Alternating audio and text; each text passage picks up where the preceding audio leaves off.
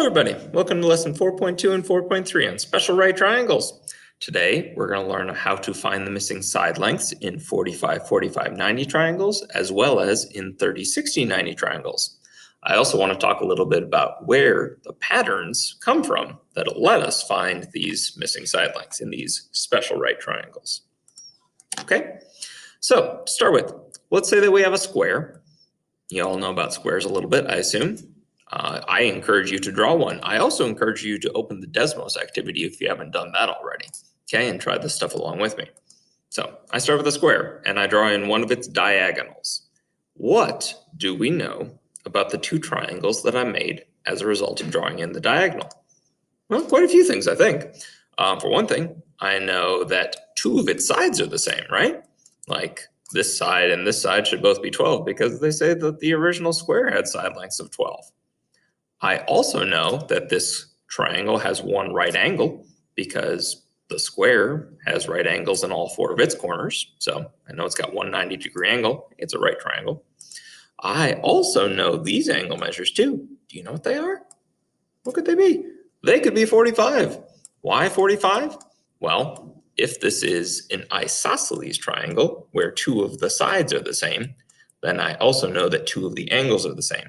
And since there's already 90 degrees accounted for in the one corner, then the other two must be 45 each in order for the whole triangle to add up to 180. So yeah, actually we know quite a bit about this triangle already. This is a 45, 45, 90 triangle. Ooh, I did leave off this side though. What about this one? I don't know about that. It's not 12 because it's not equilateral. If you only have three congruent sides, if you have three congruent angles, and obviously that's not true in this one. I think we can find something out about that side though, but let's do a little bit to explore that. I don't want to just tell you. I know it already, but let's work our way up there. Okay. So on page 3, I want you to try to fill in this table. Okay. It lets you drag point B around, and then you can use that to fill in the side lengths and the diagonal length in this table.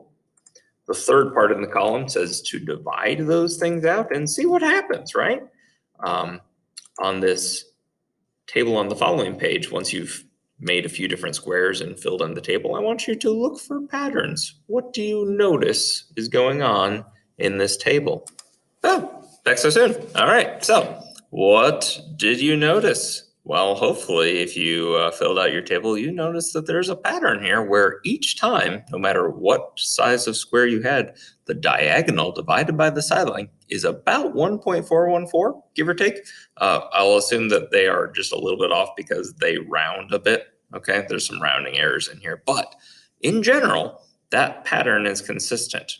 However, that also means that if you had one of the side lengths and you wanted to find the diagonal, you could take a side and multiply it by 1.414. What is that number, you might ask? It turns out the square root of 2. 1.414 is about equal to the square root of 2. So in practice, if the side length is 4, then the diagonal is 4 times the square root of 2. If the side length is 5, then the diagonal is 5 times the square root of 2. If the side lengths are 8, then the diagonal is 8 times the square root of 2. That seems like a pretty useful pattern to know about.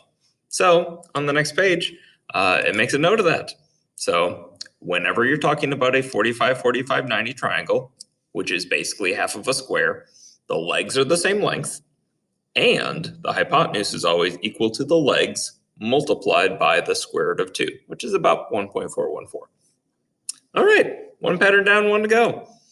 The other thing that we want to talk about today is 30, 60, 90 triangles. Where does that come from? Well, let's say in this example that we start with an equilateral triangle, and it has side lengths 8. And then it says draw in an altitude. An altitude, now that's a line that goes from one vertex to an opposite side, and it always has to make a right angle. So that, again, makes two triangles. And what do you know about the side lengths and angle measures in these triangles? That would be a cool thing to think about now. Okay, what do we know? We know that these sides were originally 8, and then we drew in this diagonal, which split the triangle down the middle, looks like, doesn't it? Am I sure that this triangle is exactly the same on both sides? I am, because, why? How would I know? I would probably want a good reason there. So, the equilateral triangle originally has 60-degree angles in all of its corners, and we drew in this 90-degree angle, which means that this last angle up here has to be 30. So that angle did get split in half. And because we know that, well, there's a few different ways you could say that these triangles are congruent, but I would posit, for example, angle side angle. They have two congruent angles and one congruent side in between. I feel pretty good saying that these two sides down here must also be the same. How much are they, you might say? Well, they got to be 4 then, don't they? I think they got to be 4. So that gives us most of the angles, all of the angles, and well, at least one of the side lengths, right? I hope that one makes sense because, yeah, if the original side is 8 and then we split it down the middle, then this side is 4. That is a 30, 60, 90 triangle right there, by the way. So I feel like that's worth making a note of. Okay. But what about that last side? Again, I'm going to ask that you fill out this table on page 7 and then on page 8 and try to make some observations. Yeah, once again, after you fill in your table, there's definitely some patterns here, aren't there? If we look at the ratio between the hypotenuse and the short leg, that is taking the hypotenuse and dividing it by the short leg, that always turns out to be 2. If it turned out to be something else, I bet it was really close to 2, and I'll just chalk that up to a rounding error, okay? And there's also a pattern with the long legs. In this case, there are, it's about 1.73 times the short leg to get the long leg. So what is this number, 1.732? Well, it turns out that that is the square root of 3. So another square root number makes an appearance here. And here's the pattern that we're thinking about then. So for a 30, 60, 90 triangle, which is half of an equilateral triangle, the hypotenuse is always going to be twice as much as the short leg, and the longer leg will always be the shorter leg multiplied by the square root of 3, which seems like a nice thing to know. Of course, if you don't want to just take my word for it, there is a way to show that this does work out in practice. And I would remind you that in the past, when we wanted to find missing sides in a right triangle, they had another tool, the Pythagorean theorem, a squared plus b squared equals c squared. So if you know 2 of the sides, you can always find the third one in a right triangle. So let me just show you what that would look like in practice. Here's our very first example that we did with that 12-sided square. 12-sided square? That doesn't sound right. Square with 12. No, not 12 sides, but sides of length 12. There we go. So this is my work for the Pythagorean theorem. Knowing that initially the 2 legs were 12, I can find that the hypotenuse C is equal to 12 times the square root of 2, if you want to check my work there.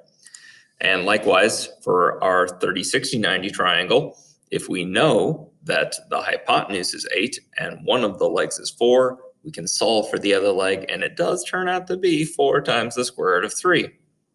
How about that? So Pythagorean theorem, I guess I would say, is where the pattern originates from, along with the fact that a 45, 45, 90 triangle is half of a square, and a 30, 60, 90 triangle is half of an equilateral triangle.